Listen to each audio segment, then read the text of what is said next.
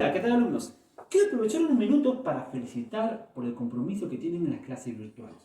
Como muestra de ello, la mayoría me ha entregado su ficha de trabajo de forma puntual y responsable. El día de hoy vamos a desarrollar el reino Plantae. Las plantas, al igual que los animales, alcanzaron la máxima escala evolutiva debido a sus estrategias de adaptación, que les permitió sobrevivir ante ambientes adversos. Las plantas presentan una serie de características generales, pero vamos a empezar a descifrar cuál es la clasificación de las plantas, cómo se originaron y cómo han cambiado a lo largo de la historia evolutiva. Tenemos acá un mapa conceptual o un árbol filogenético donde podemos describir el origen de las plantas. Se ha determinado que las plantas fueron originadas por un grupo de algas verdes. Un grupo de algas verdes denominado Charophysia. Las charophysias, conformadas principalmente por el género Chara, se estima que es el que ha originado a las primeras plantas que poblaron la superficie terrestre. Esta alga ancestral, ¿no?, que es una alga verde, del grupo de las Charophysia, probablemente originó las primeras plantas hace 700 millones de años. Originó estas primeras plantas primitivas. Y como ustedes pueden observar aquí, las primeras plantas primitivas corresponden al grupo A, que es representado con la letra A, ¿no? La letra A representa a las briófitas. La letra A son las briófitas. Las briófitas son plantas que no presentan tejidos conductores, tienen un tamaño reducido y su parte más prominente es la fase gametofítica. La parte gametofítica, o la planta gametofítica, la que produce gametos, es la más desarrollada y es justamente lo que estoy observando en este momento. La parte superior es la otra parte de la planta, la otra fase de la planta, denominada fase esporofítica, la que produce la espora. La planta pasa por una fase gametofítica y posteriormente por una fase esporofítica. La fase gametofítica es la representativa, es la más desarrollada, es la que presentan órganos similares, no verdaderos, sino similares a las plantas superiores. La presencia de hojas, la presencia de tallo, la presencia de raíz, no lo tienen estas plantas, sino que tienen órganos similares que se denominan filoide, cauloide y rizoide. El filoide es el tallo, ¿no? El cauloide son las hojas y el rizoide es la raíz. Son estructuras similares. Cuando la planta se encuentra en el estado gametofítico, produce gametos. Estos gametos se van a fecundar, se van a unir en un medio acuático. Por lo tanto, estas plantas dependen del agua para poder fecundar sus gametos. Cuando los gametos se fecundan, se unen, forma una espora. Esta espora, al germinar, forma la fase esporofítica. Esta fase esporofítica, como ustedes pueden ver, depende del gametofito. Se fija y se nutre del gametofito. Posteriormente, esta espora se va a formar en la parte superior, ¿no? En esta parte superior se denomina seta, ¿no? Se va a formar la espora y esta espora, al germinar, va a formar de nuevo el gametofito. El ciclo es gametofito, esporofito. Gametofito, esporofito. El ciclo de vida de una planta. Estas plantas primitivas, que no presentan tejidos conductores y de un tamaño reducido, se denominan criptógamas. Criptógamas, plantas no vasculares. Están representadas por tres grupos: los musgos, los antoceros y las hepáticas. Los musgos, antoceros y hepáticas son las plantas representativas de este grupo, ¿no? Se originaron hace 700 millones de años. Posteriormente, la presencia de tejidos conductores va a originar a otro grupo de plantas que también se encuentran en ambientes húmedos, porque su fecundación, la fecundación de los gametos, se va a llevar a cabo en el agua. Estas plantas presentan tejidos conductores y por eso este grupo de acá, este grupo de plantas se denominan fanerógamas, con presencia de tejidos conductores. Esta planta este grupo está conformado por 4 subgrupos. Y ahí tenemos, ¿no? A la xilotofita, ¿no? Xilotofita, a la ficofita, a la esfenofita y a las pteridofitas. El último subgrupo son las plantas más evolucionadas de las pteridofitas, ¿no? Las pteridofitas forman el grupo más evolucionado. El primer grupo, ¿no? Que es la xilotofita, son plantas, ¿no? Son plantas de este grupo que no tienen raíces, ¿no? Tienen rizoide.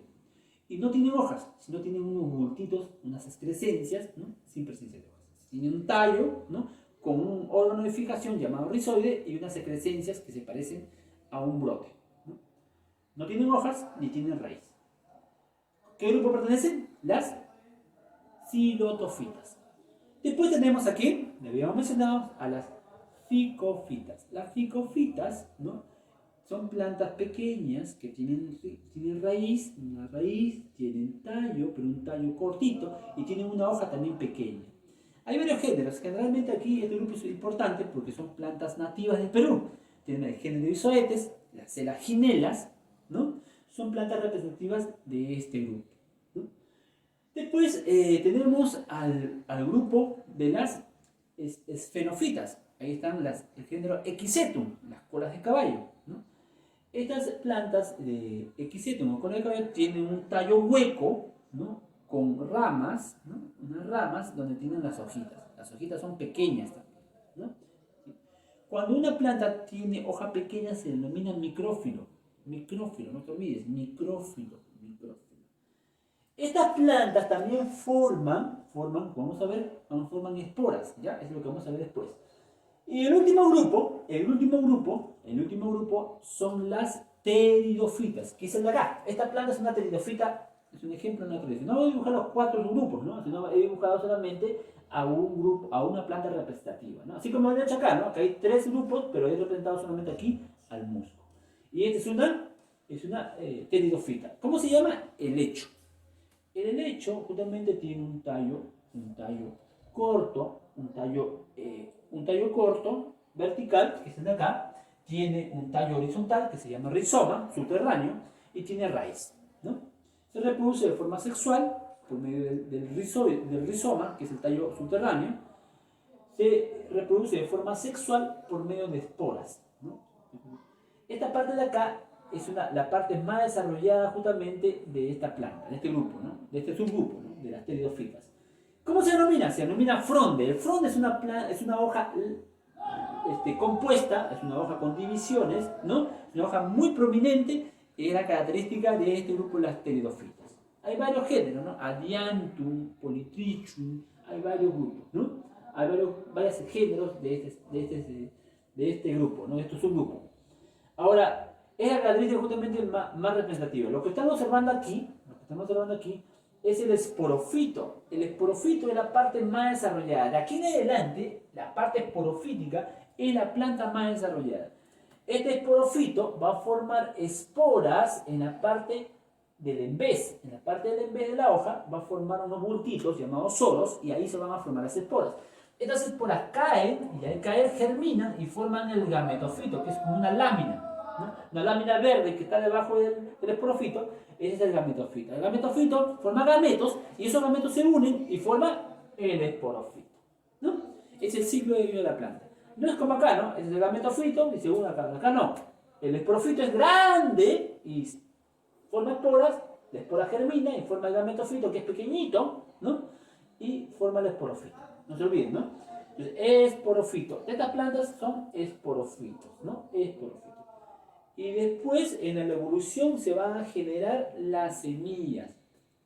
Las semillas. Y acá hablamos de otro grupo de plantas. Ya no son esporofitos, sino este grupo de plantas se denomina espermatofitas, porque producen semillas, ¿no?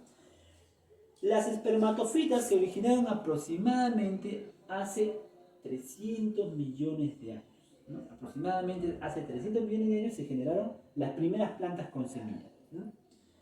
Estas plantas con semillas tienen un esporofito bien desarrollado, con estructuras bien desarrolladas, y todas son principalmente arbóreas, ¿no? Tenemos aquí también a 4 grupos. Las cicadales, ¿no? Que son parecidas a las palmeras, con hoja tallo corto, en forma de cilindro y unas hojas largas parecidas a las palmeras, se llaman cicadales. Hay tres géneros cicas, ¿no? Cicas revolutas, cicas sicilianas, una serie de especies, ¿no? Son plantas asiáticas, ¿no? Tenemos ahí a otro grupo que son las egnatales, ¿no? Ahí tenemos a Ernetum, ¿no? Ernetum, tenemos a Efedra también, ¿no? Las cicadales, perdón, a Ernetum, egnatales. Tenemos a otro grupo también a las egnatales, tenemos a las coniferales, que es el grupo representativo de aquí, ¿no? Las coniferales, las coniferales. Las coniferales son justamente, hay varias familias, ¿no? Que lo vamos a ver después, ¿no? Y ahí tenemos a un grupo más, ¿no? A un grupo más. Ya hemos mencionado las cicadales, a las egnatales, ¿no? Tenemos a las coniferales y hay un cuarto grupo más justamente de este grupo de las gimnospermas, ¿no? Pero las coniferales, como podemos ver aquí, es el grupo más representativo. Coniferales, ¿por qué le llaman? Porque justamente su estructura reproductora tiene forma de cono. Como podemos ver aquí, esta parte de aquí es el órgano reproductor, ¿no? Es el cono. En el cono se encuentran justamente las células sexuales, los gametos sexuales, ¿no? En ese conito se tienen los gametos. Sus hojas son generalmente aciculares en forma de aguja o en forma de escama, ¿no? Esa es la característica justamente de las coniferales, formar conos con hojas aciculares o en forma de escama. ¿Por qué le llaman gimnospermas? Le denominan gimnospermas porque la palabra gimno significa descubierto, ¿no? Descubierto, abierto, ¿no? Desnudo. Y permae significa semilla. Por lo tanto, lo que quiere decir es que son semillas desnudas. Las semillitas se encuentran encima de una hoja carpelar, ¿no? Formando una sobre otra en forma de piña, como lo hemos escrito aquí, como un cono, ¿no?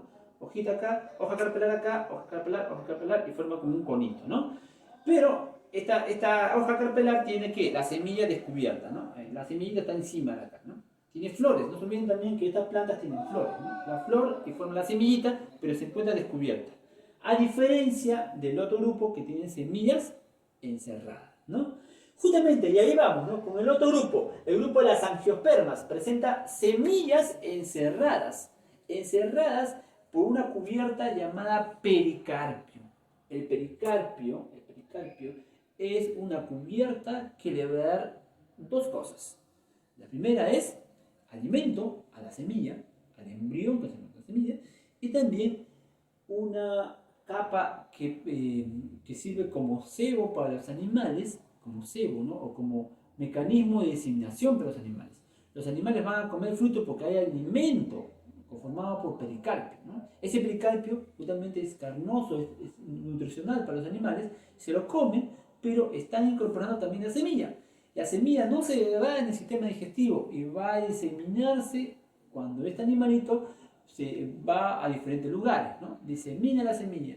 Es una estrategia importante que ha desarrollado las plantas para diseminar sus semillas, para dispersar sus semillas en diferentes ambientes. Por eso estas plantas tienen una distribución mucho más amplia que todos los organismos, ¿no? Recordemos también que estas plantas producen flores vistosas, ¿no? Como mecanismo de la polinización.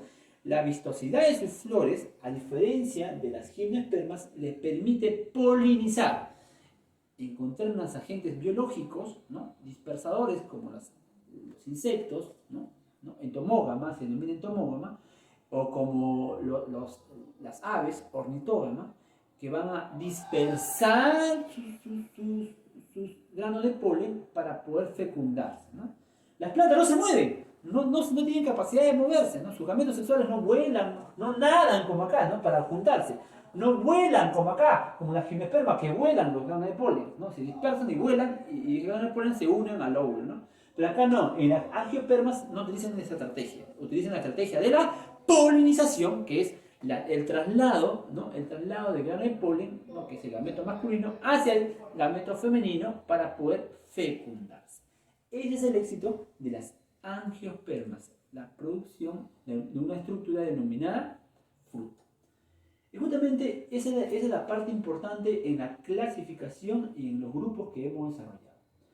Otro aspecto importante son las características generales de las plantas. Las plantas son organismos autótrofos porque ellos tienen la capacidad de producir su propia energía a través de un proceso denominado fotosíntesis. La palabra fotosíntesis significa fotoluz y síntesis elaboración. Producen su propio alimento a través de la luz solar. Estas moléculas que van a formar a través de la fotosíntesis se van a generar no solamente con la luz solar, sino se van a generar con sustancias que van a absorber por sus raíces, como son las sales minerales, nitratos, fosfatos, el agua y un elemento fundamental que se capta del aire por medio de una estructura denominada estoma. Justamente se va a absorber esta molécula llamada dióxido de carbono. El dióxido de carbono es lo que le va a permitir elaborar estas moléculas orgánicas como producto de la fotosíntesis. La fotosíntesis es un proceso importante en las plantas para la elaboración de moléculas orgánicas, alimento disponible para otros organismos como los consumidores, que somos nosotros los animales. Por eso, justamente, las plantas, al igual que otros organismos fotosintéticos, conforman la base de la pirámide de la cadena alimenticia. Comprende un organismo fundamental para la supervivencia de todos nosotros. De esta manera, jóvenes, hemos culminado la clase. Esperemos que les haya gustado. Hasta una próxima oportunidad. Chau, chau. Cuídense.